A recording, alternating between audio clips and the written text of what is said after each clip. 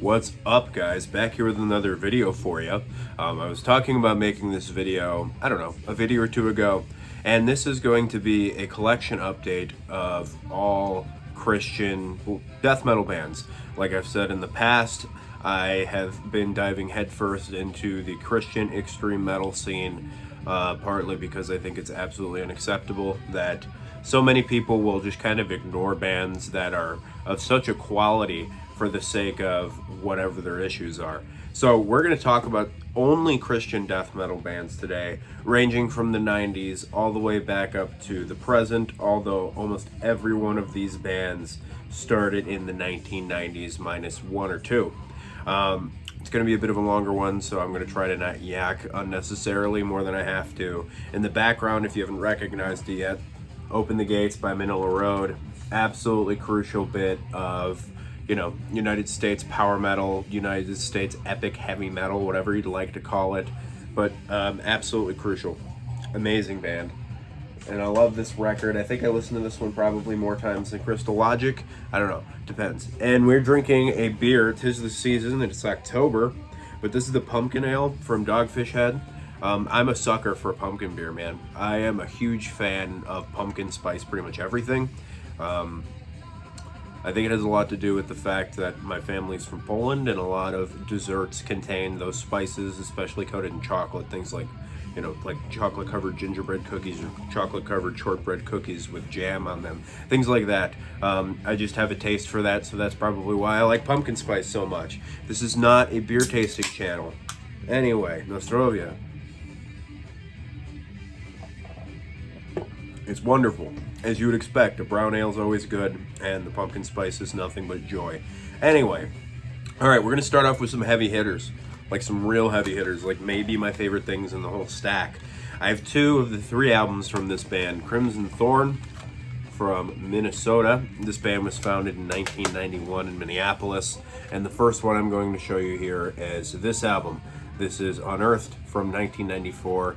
It is their first full-length record, and this is the Bombworks pressing of the album on a gold disc. I've said it in the past, I've heard people say that gold discs sound better. I have never once noticed a difference when it comes to CD quality with any of the gold discs that I have. I'm also not much of an audiophile. But if you're not familiar with this album, first off, get a load of that. 1994 old school death metal with some pretty heavy, brutal death metal tinges to it. Really, really heavy. In this time, it was really, really great to have this kind of, I don't know, this almost thrash tinged old school brutal death metal. It's an interesting mix, and it's not out of the ordinary for the time, but it also has a one of a kind sound to it. Yeah, great, super, super heavy stuff, man. Really, really like it. And what's cool is this comes with bonus tracks. And I'm usually one of those complainers about bonus tracks, especially if they're putting on like a song from another release. I kind of think that's dumb. If you're gonna do something, do the whole thing. And they did. They have the entirety of the demo Plagued from 1993, which is a thrash metal demo, death thrash demo, I guess you could say. Somewhere in that spectrum, super, super heavy thrash with a good amount of what was going to be death metal tinges on their later releases. And it's a great demo. I'd highly recommend you check that out. They reissued that on LP recently too. I think Boone's Overstock actually has copies if you want the demo. And if that's your style, the thrash stuff, I would highly recommend you check out this Crimson Thorn album, Unearthed. And then probably my favorite of the three Crimson Thorn albums, I don't have the middle one, but I have the last one, which is Purification.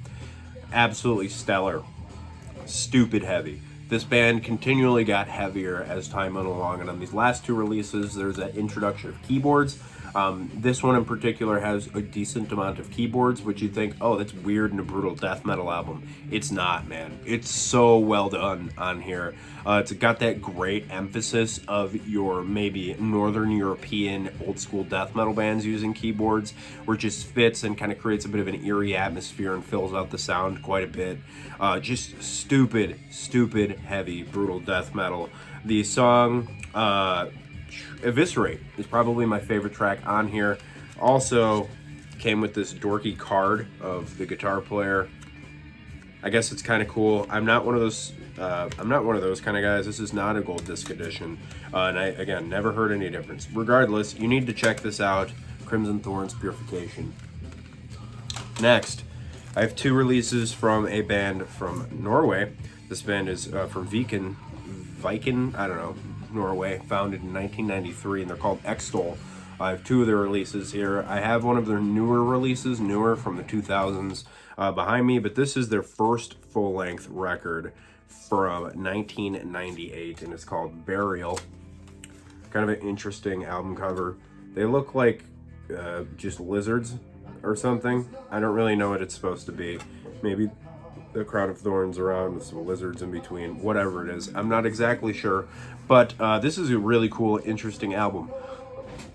It doesn't sound insanely out of the ordinary for 1998, being this kind of melodic death metal, but it has quite a bit of the really heavy tech elements in it, and not in a way that's kind of not putting you off from the melodic choices. It's also got a bit of a blackened tinge here and there, and I think that fits really well, especially in the late 90s, kind of somewhere between the death and black metal, but it's more death metal than anything for sure. Really heavy, a lot of cool riffs. Definitely wouldn't be out of the conversation and a good discussion on this era of black metal, melodic death metal, more melodic death metal. And the accompanying EP that came out with it is this one, which is called Mesmerized. I really like this album cover. There's something that fits really well with the style and this blue album cover, this kind of cool blue, sky blue, dark winter sky blue, whatever you want to call it. But that might be a lot of my synesthesia talking. Really cool stuff, man. This is the EP that came out, like I said, right after Burial. And it's a bunch of tracks. It is 6 ones on this one, but there's an extended track version, which I could not care less about, because only the first 3 songs on here are actually worth listening to, and the latter 3 songs are abject garbage. They are industrial versions of these kind of songs, and I find that to be wholly unlistenable. I can't stand anything like that, and to ruin this great style of your melodic death metal with industrial is a tragedy and should never be supported. So check out the first couple of songs on this and then ignore the rest of the EP because it's awful. Really cool first half, cool band, man. Next, I got a bit of a weird one. This is a band that I can never pronounce right. It's Dudo Neimmonium from Finland, and this is their EP Tribal Eagle. So this band was formed in 1993 to be a bit of a melodic death metal band, but they're kind of weird. They're actually really weird. I can't think of anything that sounds particularly like this. You might know them from Street Corner Queens. I feel like that's been a much bigger album just in the greater death metal scene. But this is a good EP of melodic death metal. It's pretty mid-paced, and it's got a whole lot of weird stuff just going on with it. It's got a very rock and roll bass. That mid-pace and the kind of not completely death growl vocals make for an interesting listen, which took me a bit to get accustomed to. I wasn't sold on it once I heard stuff past the EP. And this EP comes with 19 tracks on it. So the first 4 songs are the EP, the Tribal Eagle EP. Then a couple songs from Street Corner Queen, a cover of the band One Bad Pig, stuff from their later catalog, and then all the way up through 2013. And then at the end, they tack on their 1993 demo, which is their early stuff, obviously. And it's kind of hard to listen to. The production on the demo, I'm not usually a production nerd, but this is really tough to listen to. And if I notice that, it says something. So proceed with caution with the demo if you want to listen to this band's demos. But I would highly recommend at least checking out Tribal Eagle and maybe Street Corner Queen, and maybe the album Here to Stay from 1999. I would say it's worth your time, and at least worth a digital listen. And if you like it, go check it out and grab a CD, because you could probably find these relatively cheap. Tribal Eagle's not the easiest thing to find, but I feel like you could track down the other 2 pretty quickly. Next one is one that I've been wanting to show for quite literally months. And the reason I haven't is because I purchased this at a shop and they didn't put the CD in the case before I left. And this shop is 60-ish miles from me, and it's near Chicago. So it's really a pain to get to, and I make a conscious effort to not go down that way ever if I can help it. So this is Althon with the album Dying Vine. As you can see, it's signed by a couple of the members in there. If you're not familiar with Althon, they're formed in 2003 in Pennsylvania, but originally they were formed in 1997 under the name Crutch, of which I have never actually listened to any of the Crutch material, though their first album is like a rebranding where it says, Althon, formerly known as Crutch, on the cover, which is hideous. But this band's really, really cool. So, like I said, took me forever to get this. One of my homies lives down there, and he brought it to one of my band shows and gave me the CD because he's a G like that. But this is really, really cool.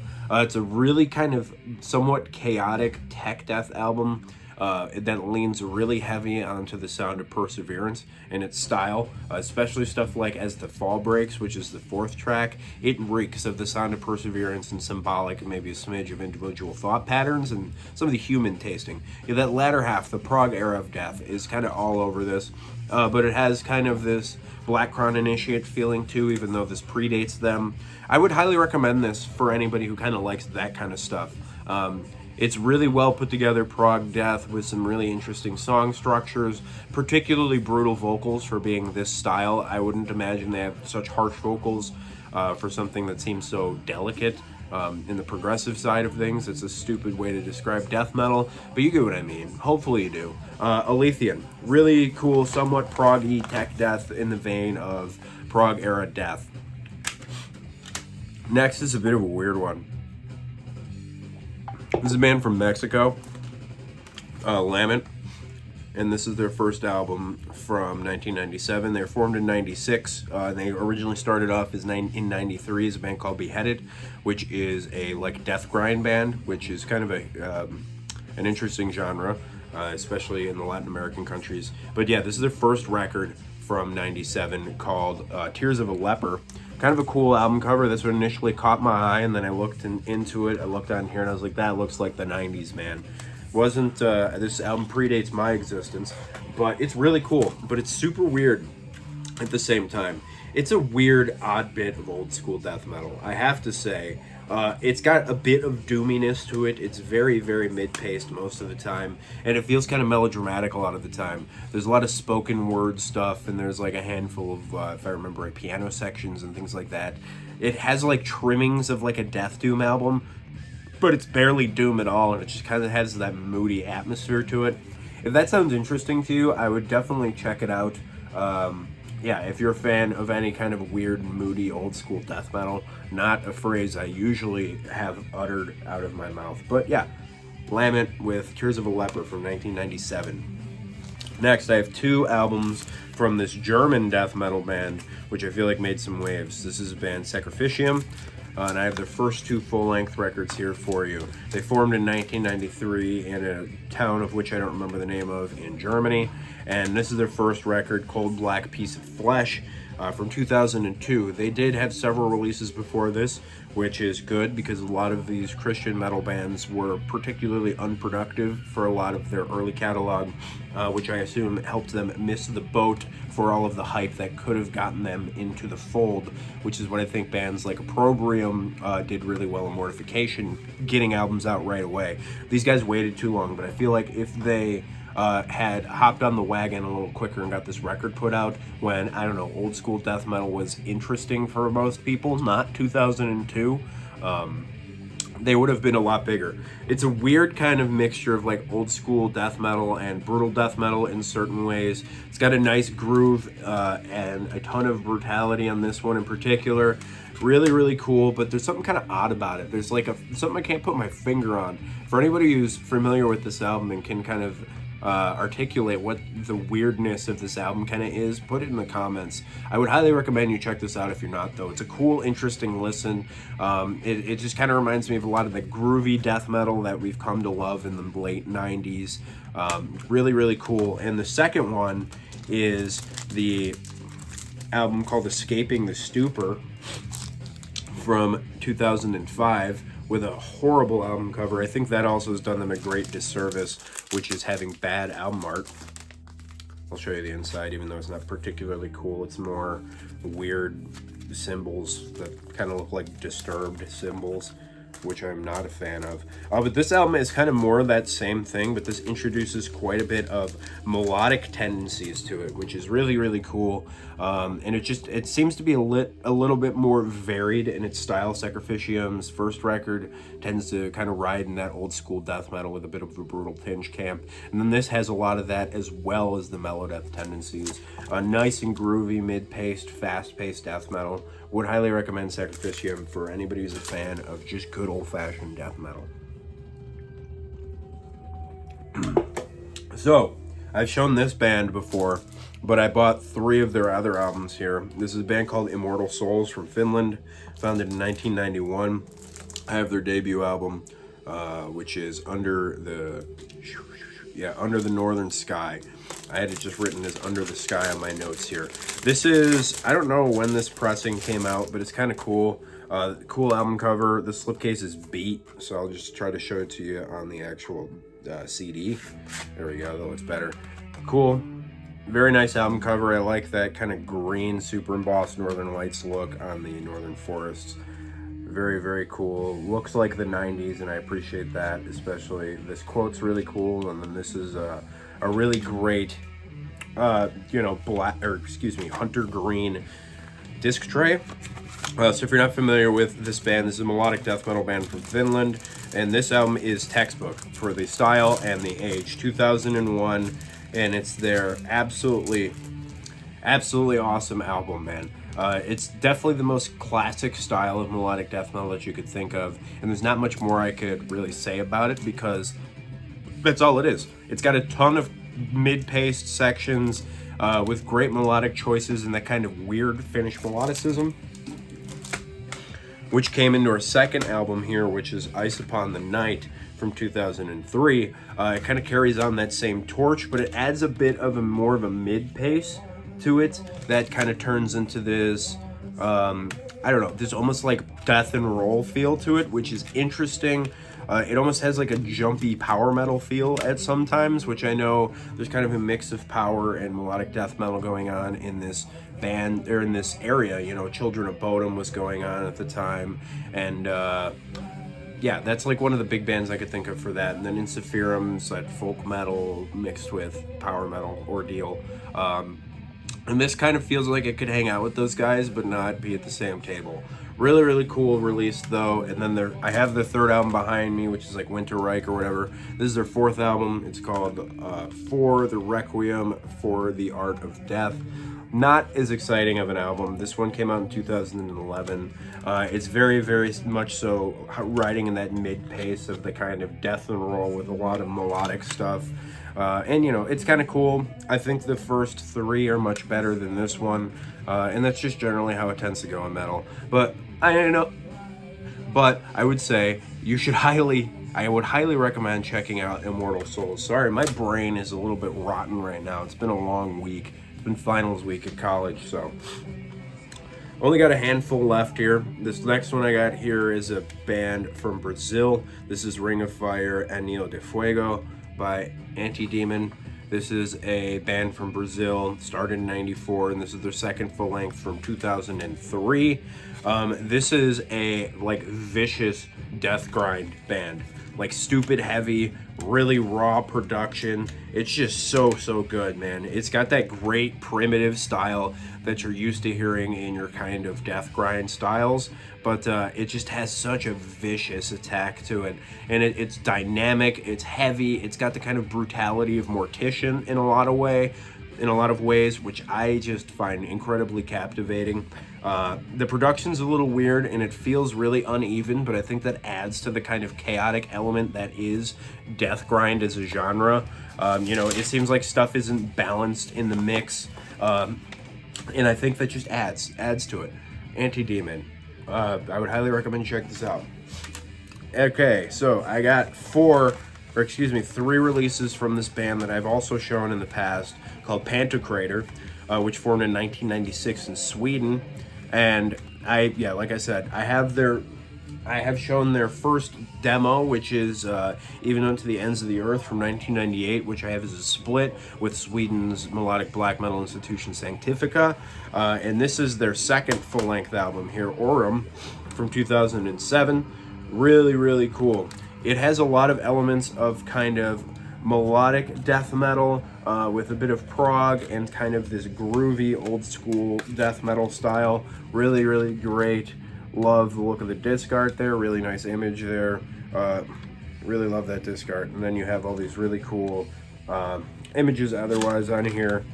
And it's just a great record, man. It's super, super heavy. Really great addition to the kind of melodic prog section of my collection. Good mid-pace stuff, good song structures, decently memorable. Then their third full-length record from 2014 is the album Incarnate, which is the one that I actually expected to like the most because their first album, Blood, is really hard to get a hold of. And I say it that way because it's how it's spelt. I was expecting to like this one a lot more, and it is pretty cool, but I think it's a bit boring. I just listened to it again before I filmed this video, and it's pretty cool. The vocals are getting a little barky, a little like kind of like that. Not that huge on that strained style of death growl. And this one didn't really stick in my head quite as much, although it is a decent, I would say this is a mid-tier death metal album, kind of melodic death metal album. But what's weird enough is this 2021 album, Marching Out of Babylon, really recaptured my attention. I think this one's really captivating. It also has a kind of barky, whiny death growl in it as well, but I think it fits well. It fits with the music because the music is the most interesting part here.